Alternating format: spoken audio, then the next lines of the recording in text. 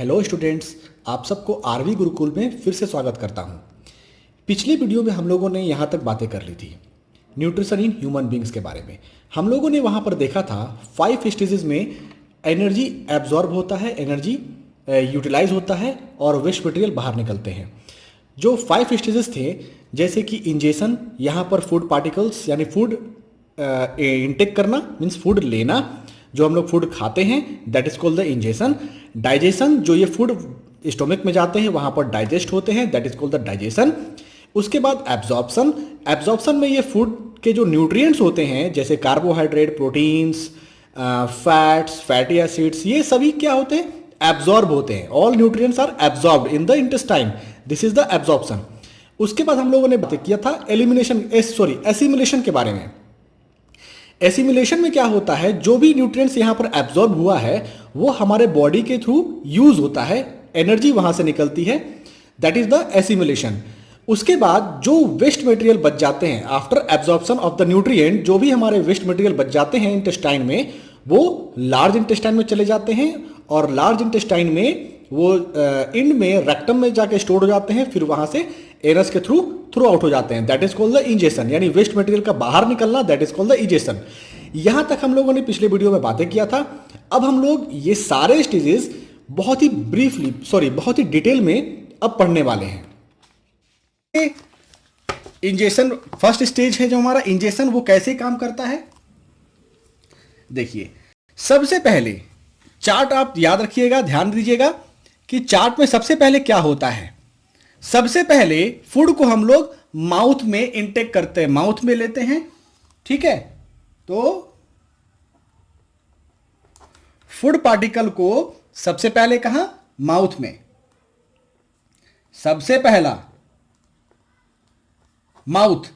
अब माउथ में क्या क्या होता है, माउथ में सबसे पहला हमारा क्या होता है, टीथ। उसके बाद सलाइवा, ये दो होते हैं माउथ में।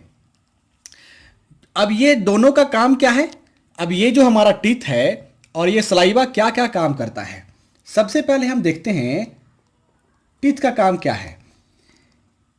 ये च्यूइंग करने काम आता है, यानी जो फूड को आप चबाते हैं तो ये हमारा दांतों की मदद से ही चबाते हैं। अब चबाते क्यों हैं, ये एक्चुअली में जो फूड पार्टिकल्स है उसको स्मॉलर पीसेस में ब्रेक करता है, मीन्स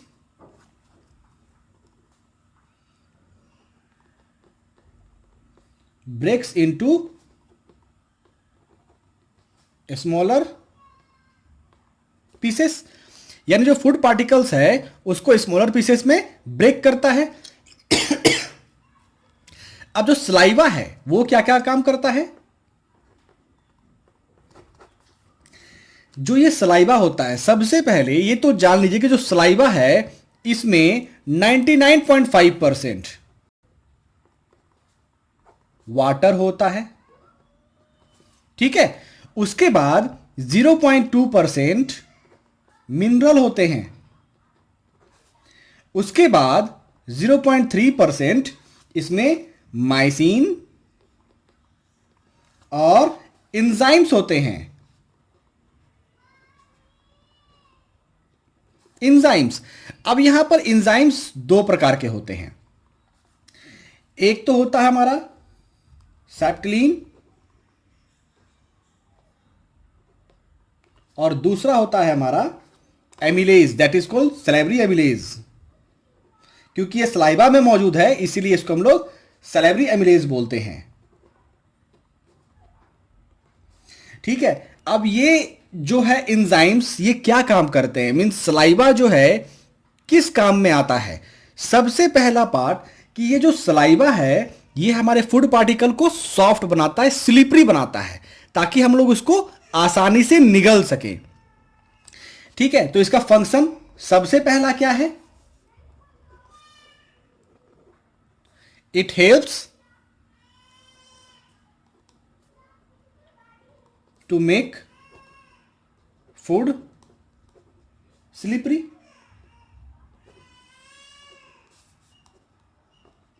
टू स्वेलो मीन्स जो हम निगलते हैं उसको स्लिपरी बनाता है।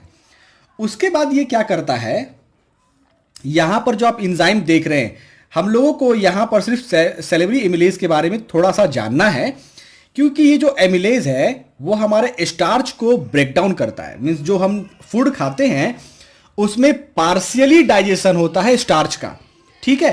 तो यहां पर स्टार्च जो है वो शुगर में कन्वर्ट होता है। ये हमारा पार्शियली डाइजेशन ऑफ या partially breakdown, partially digestion of starch बोल सकते हैं या फिर partially breakdown of starch to sugar. यहां पर स्टार्च जो है शुगर में कन्वर्ट होता है। अब जैसे इसका एग्जांपल बताते हैं, जब आप चावल खाते हैं तो शुरुआत में चावल थोड़ा सा उतना मीठा लगता नहीं है, लेकिन उसको चबाएंगे चबाएंगे ज़्यादा चबाएंगे तो ज़्यादा चबाने के बाद क्या होता है, वो चावल थोड़ा मीठा लगने लगता है, थोड़ा मिठास आ जाता है। तो वो मिठास क्यों आ गया, क्योंकि उस चावल में जो स्टार्च होता है वो चेंज होता आता है शुगर में, ठीक है। इसीलिए बोला भी जाता है कि हम लोगों को चबा चबा करके खाना चाहिए। चबा चबा कर खाने से यहीं से आपका डाइजेशन स्टार्ट हो जाता है। ऐसा नहीं है कि हमें बस दांत भगवान ने दिया है दिखाने को, बस चबाया और थोड़ा निकल गया, ऐसा नहीं। यहां पर जो सलाइवा है, ये सलाइवा बहुत इंपॉर्टेंट रोल प्ले करता है। ये सलाइवा हमारे लिए बहुत इंपॉर्टेंट रोल प्ले करता है। ये सिर्फ फूड को स्लिपरी नहीं बनाता है, ये फूड को स्लिपरी के साथ साथ ये partially digestion of starch to sugar भी करता है। मीन्स जो भी स्टार्च है, स्टार्च का मतलब क्या हुआ, कार्बोहाइड्रेट। कार्बोहाइड्रेट का ब्रेकडाउन होता है यहां पर शुगर में, पार्शियली ब्रेकडाउन होता है, 30% ब्रेकडाउन होता है, लेकिन स्टार्ट तो यहीं से हो गया। अब जो ये फूड नेक्स्ट हमारा स्टोमक में जाएगा तो स्टोमक को थोड़ी आसानी तो होगी उसको डाइजेस्ट करने के लिए, या फिर इंटेस्टाइन में जब जाकर के ये डाइजेस्ट होगा वहां थोड़ा आसानी तो होगी। तो यहीं से आपका डाइजेशन स्टार्ट हो जाता है। इसके बाद जो फूड है वो हमारा ओएसोफेगस के थ्रू स्टोमक में जाता है। यानी फूड जो है, ये हमने इस ओएसोफेगस बनाया,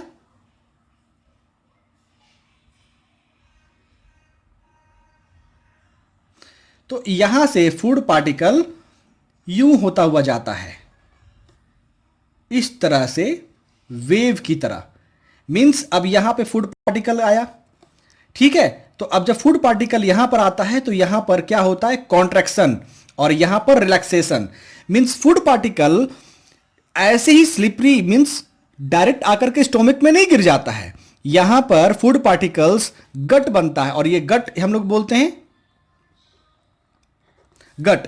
अब ये गट क्या होता है, ये हमारे ओएसोफेगस को क्या करता है, जैसे कि आप समझिए ये हमारा एक पाइप है, ठीक है। आपने क्या किया, यहां से इतना बड़ा बॉल डाला। अब ये क्या होगा, जब ये बॉल यहां पर पहुंचेगा तो क्या होगा, ये यहां पर इसको इतना फुला देगा, ठीक है। बॉल यहां पर पहुंच गया तो यहां पर क्या होगा, कॉन्ट्रैक्शन, और यहां पर क्या होगा, यहां पर रिलैक्सेशन, ठीक है। अब फिर ये बॉल यहां पर जब मूव करेगा तो फिर से यहां पर क्या होगा, ये जो पाइप सीधा था ये इस तरह से फूल जाएगा, ठीक है। ये फिर इस तरह से फूल गया, फिर ये नीचे जाएगा, यहां पर पहुंचेगा तो यहां का पाइप भी इस तरह से फूल जाएगा, ठीक है। तो इसी तरह से जो बोलते हैं ये वेव की तरह ट्रैवल करता रहता है, ये वेव की तरह ट्रैवल करता रहता है, इस तरह से ट्रैवल करता है। जो हमारा फूड पार्टिकल है वो इस तरह से ट्रैवल करता है, और इसी को हम लोग बोलते हैं पेरिस्टालिक मूवमेंट, यानी पेरिस्टालसिस भी इसको हम लोग बोलते हैं, इसको हम लोग पेरिस्टालिक मूवमेंट बोलते हैं।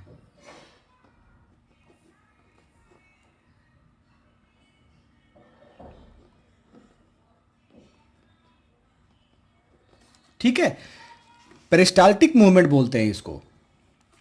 जो यहां से फूड पार्टिकल नीचे की तरफ जा रहा है उसको हम लोग बोलते हैं पेरिस्टालसिस।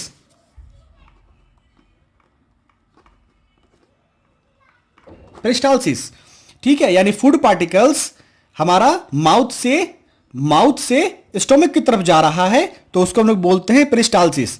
अब देखिए, ये अपोजिट डायरेक्शन में भी हो सकता है। जैसे कभी कभी क्या होता है, आपने बहुत ज़्यादा खाना खा लिया, तो जब बहुत ज़्यादा खाना खा लेते हैं, बोलते हैं कि गर्दन तक हमने खा लिया है बिल्कुल, तो उस समय क्या होता है, कभी कभी जो फूड पार्टिकल्स हैं वो पेट से गर्दन यानी मुंह में भी आ जाते हैं। यानी फूड पार्टिकल्स सिर्फ इधर ही ट्रेवल नहीं किए, बल्कि वो इस डायरेक्शन में भी फ्लो किए। ठीक है, तो उसको हम लोग बोलते हैं एंटी पेरिस्टालसिस। एंटी पेरिस्टालसिस यानी पेरिस्टालसिस क्या हुआ, जब food particles mouth to stomach जाता है थ्रू वेव लाइक, यानी वेव की तरह जब फूड पार्टिकल्स माउथ से स्टोमक की तरफ जाता है तो उसको हम लोग बोलते हैं पेरिस्टालसिस। लेकिन जब यही फूड पार्टिकल्स स्टोमक से माउथ की तरफ जाता है तो हम लोग बोलते हैं एंटी पेरिस्टालसिस। यहां तक क्लियर हो गया होगा। अब देखिए, अब यहां से जब फूड पार्टिकल नीचे जाता है तो यहां पर क्या होता है, हमारा एक स्टोमक। ठीक है, तो स्टोमक के पास में यहां पर एक मसल्स का इंस्पिंक्टर होता है, एक इंस्पिंक्टर होता है।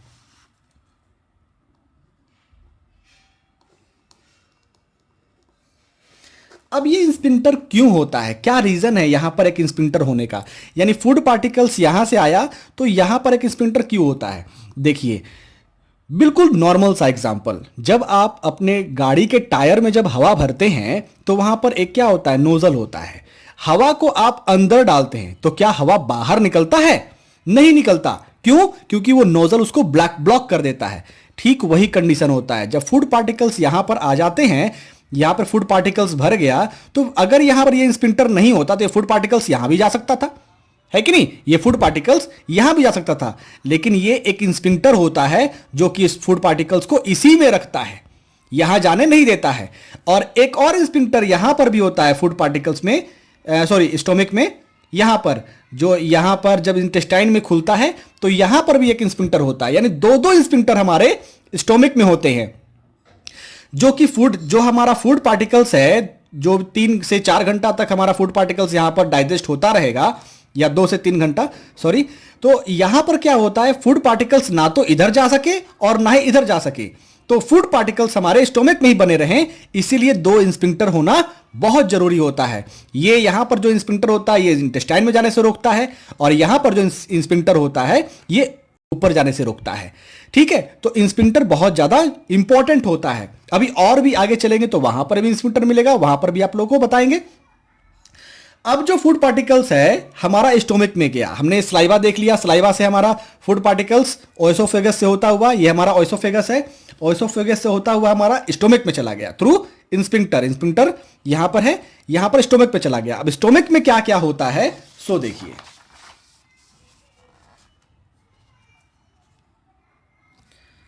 Stomach.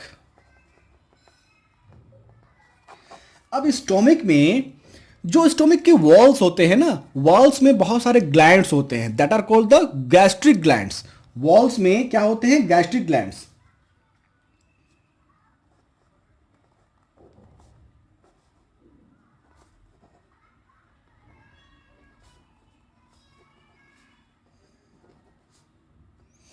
Present in the walls of stomach लिख दीजिए। ठीक है, गैस्ट्रिक ग्लैंड्स होते हैं जो स्टोमक के वॉल्स में मौजूद होते हैं। अब ये गैस्ट्रिक ग्लैंड्स क्या करते हैं, ये कुछ इंजाइम्स को छोड़ते हैं। देखिए, जो भी फूड पार्टिकल्स है वो विदाउट इंजाइम तो डाइजेस्ट नहीं हो सकता है, उसको डाइजेस्ट करने के लिए बहुत सारे इंजाइम्स का मदद लेना पड़ता है। तो अब यहां पर गैस्ट्रिक ग्लैंड्स जो होते हैं वो 3 इंजाइम को छोड़ते हैं, 3 इंजाइम। क्या क्या है, HCl मीन्स हाइड्रोक्लोरिक एसिड, दूसरा है म्यूकस, म्यूकस, और तीसरा है पेप्सिन। पेप्सिन एक्चुअली में पेप्सिन नहीं होता है, पेप्सिनोजेन होता है, लेकिन हम लोग पेप्सिन ही समझते हैं। क्यों, अभी थोड़े से आगे समझते हैं इसको, बट इसको यहां पर पेप्सिन ही लिख लीजिए। ठीक है, तो अब तीनों का क्या क्या फंक्शन है। ये जो HCl है, ये HCl, अब ये HCl क्या करता है, सबसे पहला काम ये एसिडिक मीडियम क्रिएट करता है। मीन्स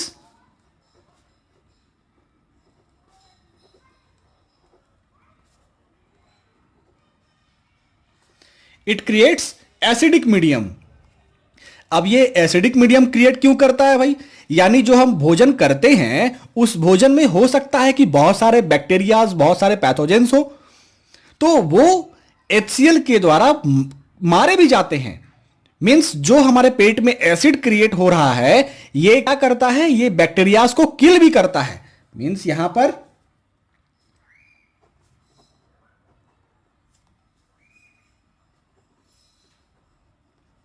ये बैक्टीरिया को किल भी करता है, ठीक है, और ये एसिडिक मीडियम भी क्रिएट करता है। तो एसिडिक मीडियम क्यों क्रिएट करता है? क्योंकि यहां पर आपने देखा एक पेप्सिन है। एक्चुअली ये पेप्सिन जो है हमारे स्टोमिक में पेप्सिनोजेन नाम से निकलता रहता है। अब जैसे ही हमारा पेट में या स्टोमिक में एसिडिक मीडियम क्रिएट होता है तो वो पेप्सिनोजेन पेप्सिन में कन्वर्ट हो जाता है, ठीक है। अब यही पेप्सिन डाइजेशन में वर्क करता है। अब सेकेंड हमारा पहले है म्यूकस। पहले म्यूकस देखते हैं, म्यूकस क्या करता है। अब देखिए, आप खुद सोच करके बताइए कि अगर हमारे पेट में जो एसिड निकलता है बहुत स्ट्रॉन्ग एसिड होता है, वो तकरीबन उसके जो पीएच वैल्यू होता है वो 1.2 होता है, तो बहुत ज्यादा एसिडिक करेक्टर है ये। तो अब हमारे जो स्टोमिक है, स्टोमिक के जो लाइनिंग होते हैं वो अफेक्टेड हो जाएगा कि नहीं इससे? तो ये म्यूकस निकलता है। ये म्यूकस क्या करता है? ये जो हमारा स्टोमिक है, स्टोमिक के चारों तरफ, वॉल के चारों तरफ, ये चारों तरफ, वॉल के चारों तरफ में फैल जाता है, चिपक जाता है, ताकि जो HCl है हमारे स्टोमिक के लाइनिंग को छेड़ ना सके, छू भी ना सके। अगर म्यूकस कम निकलेगा, म्यूकस नहीं निकलेगा, तो क्या करेगा ये HCl? हमारे स्टोमिक को जला सकता है, धीरे धीरे खराब कर सकता है। इसी HCl के कारण जैसे अगर हम भोजन नहीं करते हैं, कभी कभी समय पर भोजन नहीं करते हैं, बहुत लंबा गैप रखते हैं, तो एसिडिटी हो जाती है। तो एसिडिटी किसके कारण होता है? HCl के कारण, क्योंकि HCl जो है वो अपने टाइम पर निकलता रहेगा। फूड यहां पर नहीं है, HCl निकल जाएगा। तो HCl अगर निकल गया तो ये क्या करेगा? हमारे इस HCl यानी हमारे फूड स्टोमिक के जो लाइनिंग है उसको खराब करता रहेगा, क्योंकि म्यूकस जो है ये सेव करता है, लेकिन यहां पर कोई भी फूड पार्टिकल्स नहीं है, तो यहां पर सिर्फ और सिर्फ क्या रहेगा? HCl, mucus, pepsinogen. तो पेप्सिनोजेन या पेप्सिन वो तो कुछ करने का नहीं। म्यूकस क्या होगा? म्यूकस तो वो धीरे धीरे खराब हो जाएगा, क्योंकि वहां फूड पार्टिकल्स है नहीं, वो तो कंबाइन करेगा नहीं। तो HCl हमारे लाइनिंग को खराब कर देता है। कभी कभी HCl के जो ऊपर है, यानी वो ऊपर पहुंच जाते हैं हमारे ओएसोफेगस में, तो वहां पर भी कैंसर वगैरह की बीमारी करता है। तो इसीलिए बहुत देर तक भूखे नहीं रहना चाहिए, क्योंकि एसिडिटी क्रिएट करता है, एसिडिटी होती है इसी HCl के द्वारा। यहां पर क्लियर हो गया होगा आप लोगों को। तो म्यूकस क्या करता है?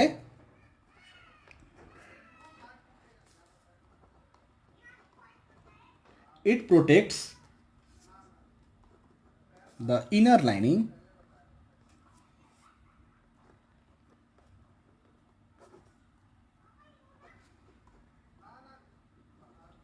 of a stomach from HCl। तो ये HCl से बचाता है। अब ये म्यूकस आप देखे होंगे जो सर्दियों में हमारे नोज से निकलते हैं ना, दैट इज अ म्यूकस। जब कफ होता है, हमारे गले में फंसे हुए रहते हैं, दैट इज अ म्यूकस। ये वही म्यूकस होता है जो हमारे पेट में निकलता रहता है। तो अब आप म्यूकस भी समझ गए होंगे, ये बहुत ही ज़्यादा चिपचिपा होता है। इसके बाद हमारा क्या है? पेप्सिन। पेप्सिन क्या करता है? सबसे पहले ये पेप्सिन बनता कैसे? ये एक्चुअली में हमारे पेट में पेप्सिनोजेन के नाम से प्रेजेंट रहता है। जैसे ही HCl मींस एसिडिक मीडियम होता है, एसिडिक मीडियम या HCl का प्रेजेंट जब भी आता है तो ये पेप्सिनोजेन क्या होता है? पेप्सिन में कन्वर्ट हो जाता है। अब ये पेप्सिन क्या करता है? ये प्रोटीन को डाइजेस्ट करता है। जो भी हमारे स्टोमिक में प्रोटीन आते हैं उसको डाइजेस्ट करता है, बट पार्शियली, कंप्लीटली कभी भी नहीं करता। यहां पर 30% ऑफ प्रोटीन डाइजेस्ट होता है by the help of pepsin. यानी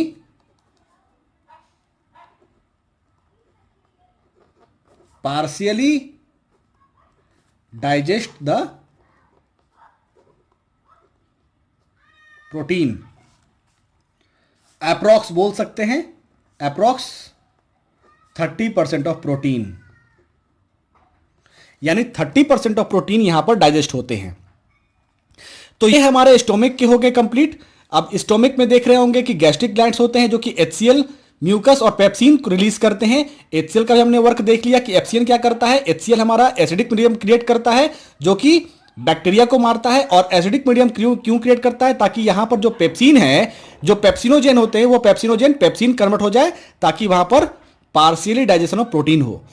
उसके बाद म्यूकस का बहुत बड़ा रोल होता है क्योंकि ये हमारे इनर लाइनिंग में जाकर के चिपक जाता है और ये HCl के इफेक्ट से हमें हमारे स्टोमक को बचाता है।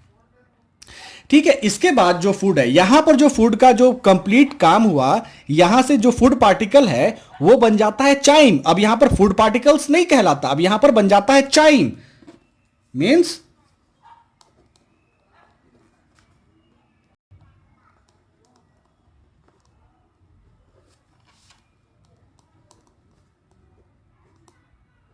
चाइम। ठीक है, अब ये चाइम कैसा होता है? बिल्कुल जेली के जैसा, चिपचिपा।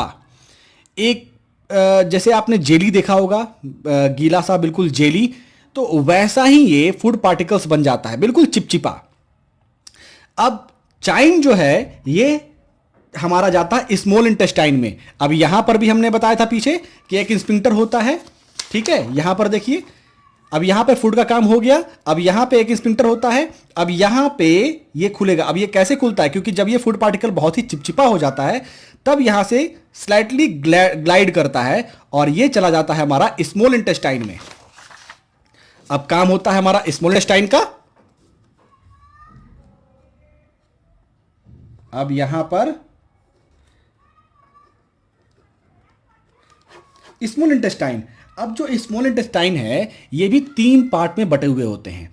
सबसे पहला पार्ट हमारा होता है डुओडेनम। डुओडेनम। जो दूसरा पार्ट होता है वो हमारा होता है जेजेनम।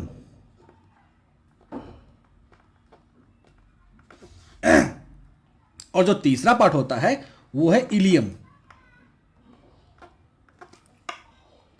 यहां पर कंप्लीट डाइजेशन हो जाता है, यहां पर कंप्लीट डाइजेशन हो जाता है। यहां पर इन दोनों जगह पर एब्जॉर्प्शन हो जाता है, यहां पर कंप्लीट एब्जॉर्प्शन हो जाता है। तो हम लोग देखते हैं ड्यूडेनम में क्या होता है। ड्यूडेनम में देखिए,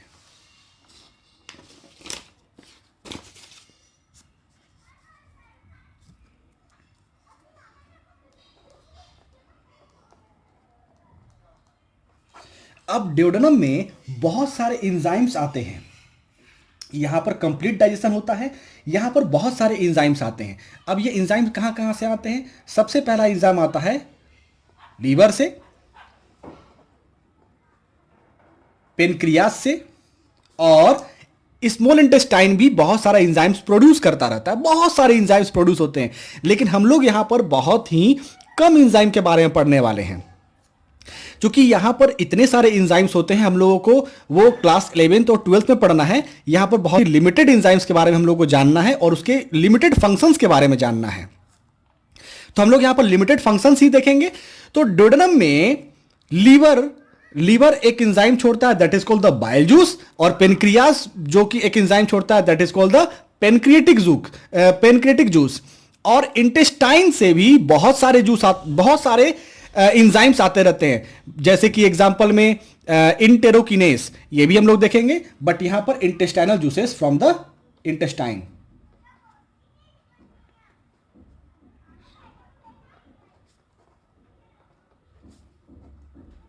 फ्रॉम इंटेस्टाइन, यानी इंटेस्टाइनल जूसेस आते हैं फ्रॉम द इंटेस्टाइन। सबसे पहले लीवर क्या जनरेट करता है? लीवर हमारा जनरेट करता है बाइल जूस, और ये हमारा करता है पेनक्रिएटिक जूस।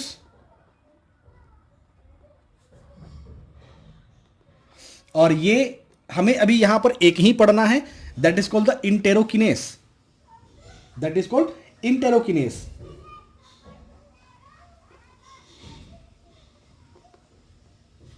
इंटेरोकिनेस। अब देखिए बाइल जूस क्या करता है, एक एक करके हम लोग देखते हैं। बाइल जूस क्या करता है, पैनक्रेटिक जूस क्या करता है। इसका ज़्यादा फंक्शन नहीं है, इसमें हम लोग बहुत ही लिमिटेड सिर्फ एक ही फंक्शन के बारे में देखेंगे। बाकी बहुत सारे फंक्शंस होते हैं इंटेस्टाइनल जूसेस में, बट हम लोग यहाँ पर थोड़े से बाइल जूस और पैनक्रेटिक जूसेस के बारे में देखेंगे। तो यहाँ पर जो बाइल जूस है ये क्या करता है,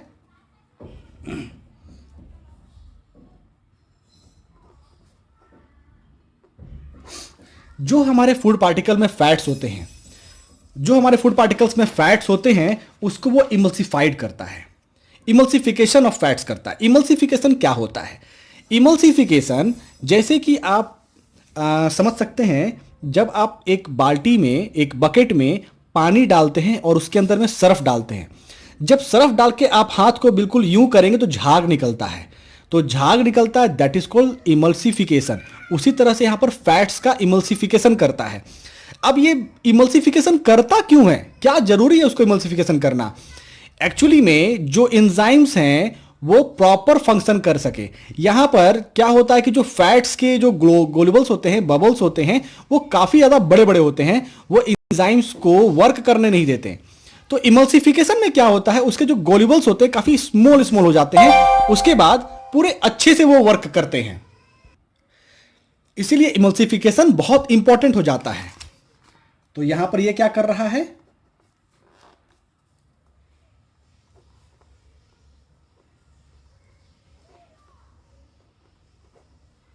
इट इमल्सिफाइज द फैट।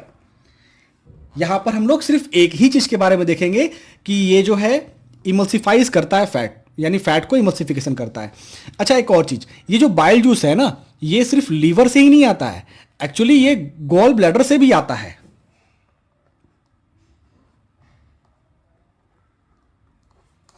ठीक है, अब ये एक्चुअली होता क्या है, लीवर जो है बाइल जूस को छोड़ता रहता है, बहुत ज्यादा मात्रा में बाइल जूस छोड़ता रहता है।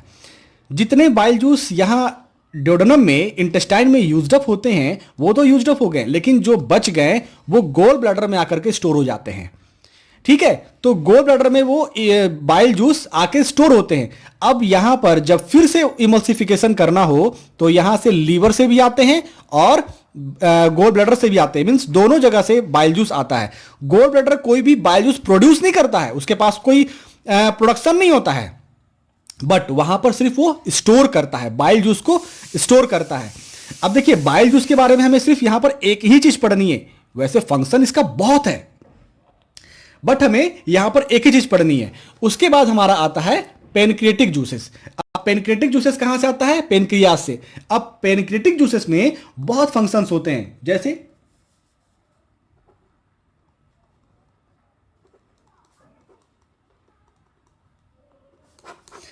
यहां पर सबसे पहले पेनक्रिएटिक जूसेस में क्या क्या होता है, ट्रिप्सिन होता है, काइमोट्रिप्सिन होता है, एमिलेज होता है, लिपेज होता है, माल्टेज होता है, बहुत सारे इसमें होते हैं, बट हम लोगों को इसमें ज़्यादा कुछ नहीं पढ़ना। यहाँ पर ट्रिप्सिन, एमिलेज और लिपेज के बारे में थोड़ा बहुत देखना है, बट यहाँ पर क्या है, पेनक्रिएटिक जूसेस में बहुत सारे एंजाइम्स आते हैं, बहुत सारे एंजाइम्स सेक्रेट करता है हमारा पेनक्रियाज। तो सबके बारे में हमें यहाँ पर नहीं देखने, यहाँ पर हमें सिर्फ ट्रिप्सिन, एमिलेज और लिपेज के बारे में थोड़ा सा देखना है। ठीक है, तो यहाँ पर क्या होता है कि ट्रिप्सिन एक्चुअली जैसे हमने स्टोमक में देखा था पेप्सिनोजेन, वैसे ही हमारे पेनक्रियाज जो है ट्रिप्सिनोजेन को रिलीज करता है। बट ट्रिप्सिनोजेन जो है जैसे ही हमारे ड्यूडेनम में आता है तो वो ट्रिप्सिन बन जाता है। कैसे? क्योंकि आप जब देखे होंगे जो फूड पार्टिकल्स हमारे स्टोमक में थे वो स्टोमक में एसिडिक कैरेक्टर था, उसमें एसिड था, इसलिए वो एसिड था उसके अंदर में, जो चाइम है वो एसिडिक कैरेक्टर रखने वाला है। जब वो हमारा ड्यूडेनम में आता है तो उसमें एसिडिटी होती है, उसकी एसिडिक लेवल ज्यादा होती है। तो यहां पर क्या होता है, इंटेरोकिनेस, ये इंटेरोकिनेस जो होता है इंटेस्टाइन से निकलता है, और यही इंटेरोकिनेस क्या करता है, उस फूड पार्टिकल को बेसिक मीडियम कर देता है, बेसिक मीडियम करता है। तो अब यहां जैसे ही बेसिक मीडियम होता है हमारा फूड पार्टिकल का, तो वहां पर ट्रिप्सिनोजेन क्या होता है, ट्रिप्सिनोजेन कन्वर्ट हो जाता है ट्रिप्सिन में, काइमोट्रिप्सिनोजेन कन्वर्ट हो जाता है काइमोट्रिप्सिन में। तो वैसे ही जो जितने भी पेनक्रेटिक जूसेस होते हैं ये सभी जो है बेसिक मीडियम में काम करते हैं, ये कभी भी एसिडिक मीडियम में काम नहीं करते, इसको बेसिक मीडियम चाहिए। तो बेसिक मीडियम कौन प्रोवाइड करता है, इंटेरोकिनेस, जो कि हमारा इंटेस्टाइन से निकलता है। इसका अभी हमें सिर्फ एक ही फंक्शन पढ़ना था कि ये हमारा बेसिक मीडियम क्रिएट करता है। तो यहां पर देखिए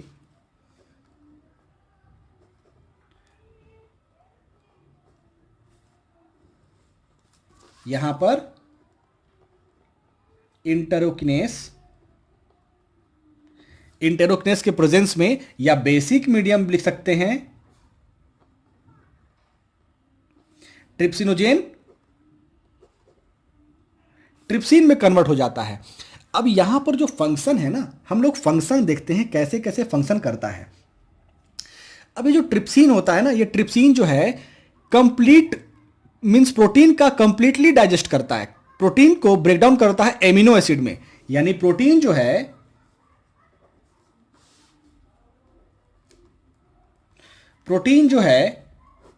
कंप्लीट ब्रेकडाउन होता है एमिनो एसिड में। ठीक है, तो प्रोटीन जो है एमिनो एसिड में ब्रेकडाउन हुआ, किसने किया, ट्रिप्सिन ने। तो प्रोटीन को एमिनो एसिड में कन्वर्ट किया ट्रिप्सिन ने। उसके बाद जो कार्बोहाइड्रेट होते हैं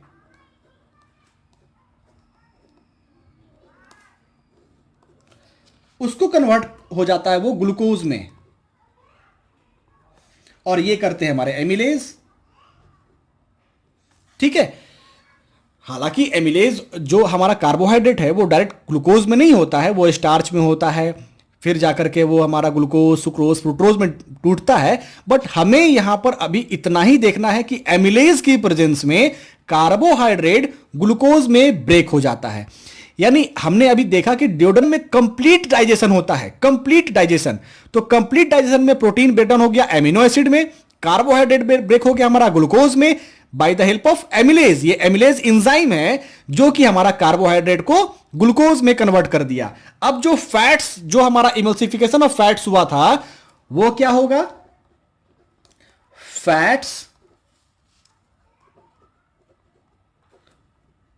फैटी एसिड प्लस ग्लिसरॉल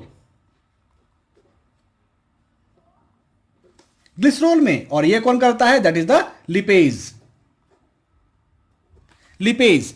तो ये जो फैट्स है वो फैटी एसिड और ग्लिसरॉल में ब्रेकडाउन हो जाता है और वो करता है लिपेज। तो ये पेनक्रेटिक जूसेस के फंक्शन थे। इंटेरोकिनेस का मैंने बता ही दिया आपको ऊपर में।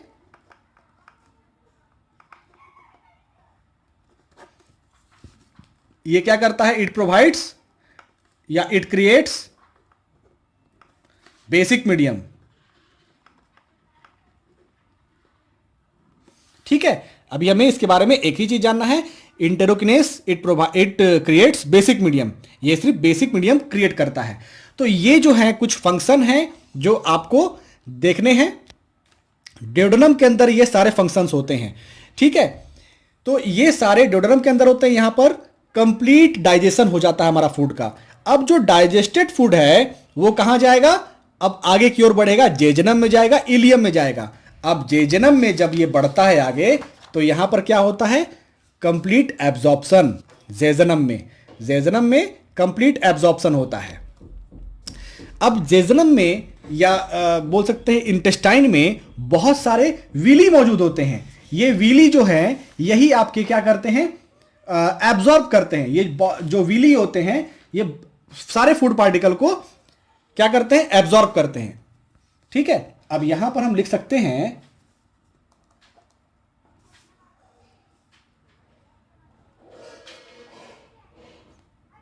नाउ द डाइजेस्टेड फूड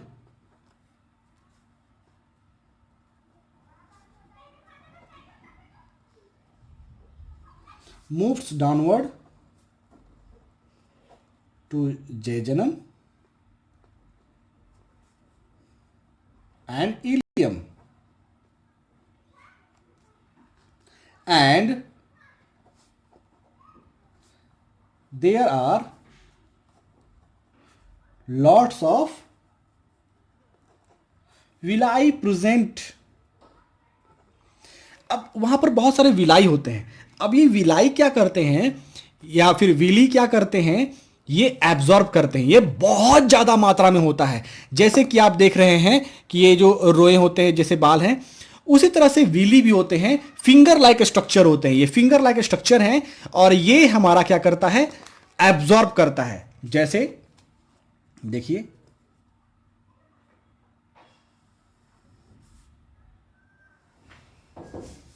इस टाइप के विली होते हैं।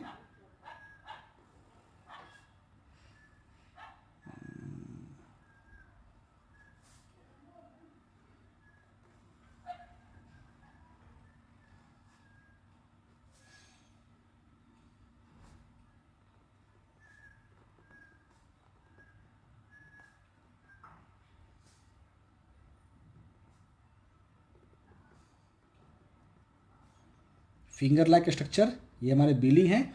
ये हमारे जो हमने अभी बनाया उसको एपिथेलियल सेल बोलते हैं, सबसे ऊपर का सेल होता है। इसके बाद हमारे बहुत सारे कैपिलरीज होते हैं। वन सेकेंड, बहुत सारे कैपिलरीज होते हैं।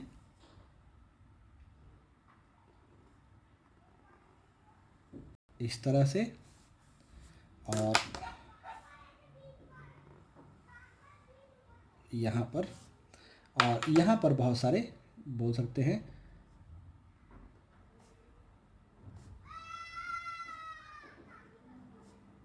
इस तरह से ज्वाइंटेड भी होते हैं। ठीक है, यहाँ पर मैंने ज्वाइंटेड भी कर दिया। अब यहाँ पर एक हमारा लैक्टील होता है इस तरह से।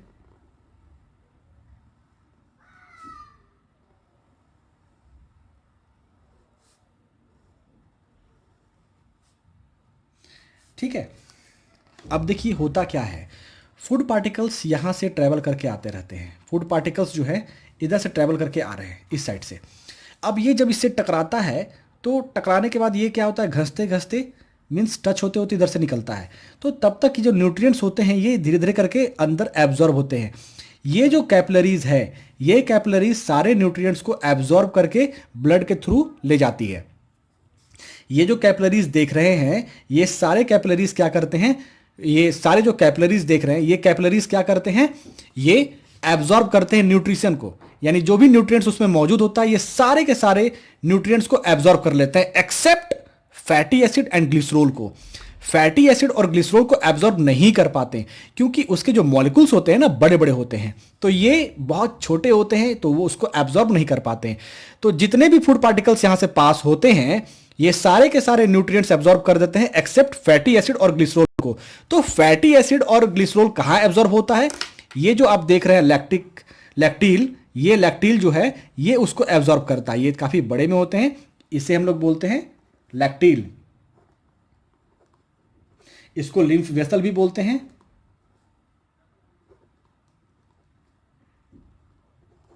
लिम्फ वेसल, ये हमारे कैपिलरीज हैं, इसको बोल सकते हैं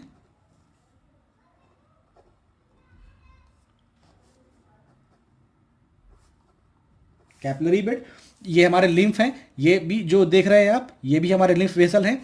तो ये लैक्टील ही है जो कि फैटी एसिड और ग्लिसरॉल को एब्जॉर्ब करता है और फिर फाइनली क्या करता है, ब्लड में डंप कर देता है।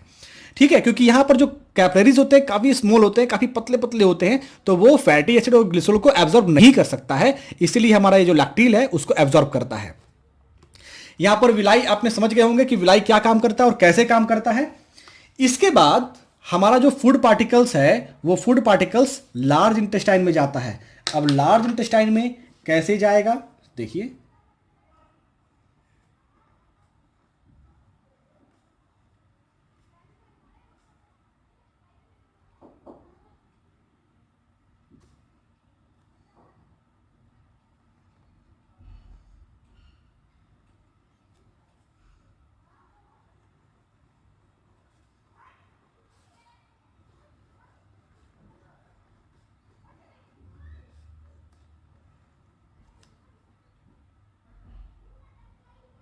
ये हमने लार्ज इंटेस्टाइन बनाया,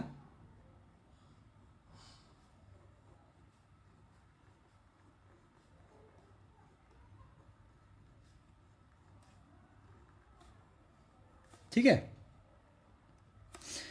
तो ये हमारा क्या होता है, ये बहुत सारे स्मॉल इंटेस्टाइन होते हैं, स्मॉल इंटेस्टाइन, और यहीं से स्मॉल इंटेस्टाइन यानी इलियम यहाँ पे ख़त्म हो जाता है और यहाँ से फूड पार्टिकल्स यहाँ पर डंप हो जाता है। फूड पार्टिकल्स यहाँ से यहाँ तक डंप हो जाता है। ये जो हमारा पार्ट है, इस पार्ट को हम लोग बोलते हैं अपेंडिक्स।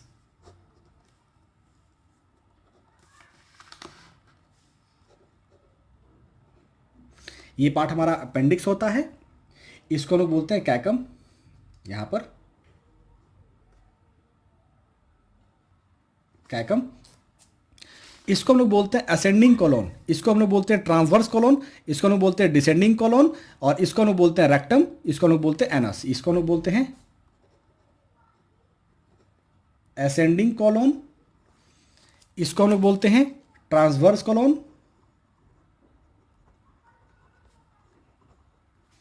इसको हम बोलते हैं डिसेंडिंग कॉलोन, इसको हम बोलते हैं रेक्टम, इसको हम बोलते हैं एनस, ठीक है। अब क्या होता है, फूड पार्टिकल्स तो यहां पर आ गया। अब लार्ज इंटेस्टाइन में भी बहुत सारे विली मौजूद होते हैं, बहुत सारे विली इसमें भी मौजूद होते हैं। अब यहां पर जो भी वेस्ट फूड पार्टिकल्स, क्योंकि यहां पर क्या हुआ था, ये सारे न्यूट्रिएंट्स तो एब्जॉर्ब हो गए। अब यहां से स्मॉल इंटेस्टाइन से जो भी यहां पर आ रहा है, that are the waste material. अब ये वेस्ट मटेरियल क्या करेगा, ये धीरे धीरे करके ऊपर बढ़ेगा, यहां बढ़ेगा, यहां पर आएगा, यहां पर आकर के रेक्टम में स्टोर हो जाएगा, ठीक है। तो ये जो हमारा लार्ज इंटेस्टाइन है, ये क्या करता है, लार्ज इंटेस्टाइन सिर्फ और सिर्फ वाटर को एब्जॉर्ब करता है। Means large intestine absorb water, यहां पर ये वाटर को एब्जॉर्ब करता है। यहां पर जो न्यूट्रिएंट्स होते हैं बहुत नाम मात्र के एब्जॉर्ब किए जाते हैं, जो थोड़े बहुत बच जाते हैं वही यहां पर एब्जॉर्ब किए जाते हैं। अदरवाइज यहां पर हम लोग नेग्लेक्ट कर देते हैं और हम ये बोलते हैं कि जितने भी वाटर हैं ये हमारे लार्ज इंटेस्टाइन में ही एब्जॉर्ब होते हैं। यहां पर ये वाटर पार्टिकल्स को एब्जॉर्ब नहीं करता है। यहां पर विलाई भी बहुत छोटे छोटे होते हैं, यहां पर थोड़े बड़े बड़े विलाई होते हैं, यानी यहां पर जो विली होते हैं काफी बड़े बड़े होते हैं और ये वाटर को एब्जॉर्ब करता है। अब यहां पे यहां से यहां तक में कंप्लीट वाटर एब्जॉर्ब हो जाता है और यहां पर रेक्टम में जो आपके वेस्ट मटेरियल होते हैं या के स्टोर हो जाता है, फिर यहां से एनस के थ्रू निकल जाता है। और ये जो एनस है यहां पर भी एक इंस्पिंक्टर होता है। ये भी इंस्पिंक्टर जैसा कि हमने स्टोमक में देखा था, स्टोमक पे दोनों साइड में हमने देखा था, सेम वैसा ही इंस्पिंक्टर यहां पर भी होता है, ताकि यहां पे जो भी वेस्ट मटेरियल है वो यहां से बाहर ना निकल सके। तो यहां पर भी हम एक इंस्पिंक्टर को देखते हैं, that is the same complete digestion और इंजेशन, डाइजेशन, एब्जॉर्प्शन और एलिमिनेशन। इसके बाद हमारा टॉपिक आता है रेस्पिरेशन। अच्छा, इससे पहले हमारा डेंटाइल केयर भी है, डेंटल केयर। डेंटल केयर में क्या है, एक चीज आप समझिएगा कि जो हमारे दांत होते हैं, जैसे कि हमारे टीथ हैं, हम जब भी कोई भी भोजन करते हैं तो भोजन के समय में कोई कार्बोहाइड्रेट पार्टिकल्स या कोई भी फूड पार्टिकल्स यहां पर फंस जाते हैं। अब धीरे धीरे क्या होता है, कोई भी बैक्टीरिया इसके ऊपर में आते हैं और इसके ऊपर में क्या करते हैं, एसिड छोड़ते हैं, ठीक है। अब ये एसिड ड्रॉप करते हैं तो ये जो हमारा सबसे ऊपर का लेयर है इनेमल, इसके जो एक नीचे लेयर होता है that is called the dentine, इसके नीचे एक लेयर होता है डेंटाइन, ठीक है। तो ये एसिड धीरे धीरे करके हमारे इनेमल को खराब कर देता है और खराब करके बिल्कुल अंदर तक सड़ा देता है, ठीक है। हमारे दांत बिल्कुल खराब हो जाते हैं। तो क्योंकि यहां पर जो बहुत सारे बैक्टीरियाज है, उन बैक्टीरिया ने क्या किया, इस फूड पार्टिकल को डाइजेस्ट करने के लिए एसिड छोड़ता है। अब एसिड क्या करेगा, हमारे इनेमल को, उसके बाद डेंटाइन को खराब करेगा। तो हमारे जो टूथ डिके होते हैं, जो खराब होते हैं, वो इसी के कारण होते हैं। तो इसके लिए, इससे बचने के लिए हम लोग क्या करते हैं, ब्रश का इस्तेमाल करते हैं, ब्रशिंग करते हैं और इस फूड पार्टिकल्स को रिमूव करते हैं। इसलिए खाना खाने के बाद हमें प्रॉपरली कुल्ला करना चाहिए ताकि इस तरह के फूड पार्टिकल्स हमारे दांतों के बीच ना फंसे रहें और हमारा दांत प्रॉपर अच्छे से रहे। न्यूट्रिशन के बारे में बातें करेंगे कंप्लीट डिटेल से। जैसे हमने डिटेल से यहां पर पढ़ा अभी डाइजेशन के बारे में ह्यूमन बींग्स के अंदर में, वैसे ही हम लोग रेस्पिरेशन के बारे में पढ़ेंगे नेक्स्ट वीडियो में। तब तक के लिए thank you so much students.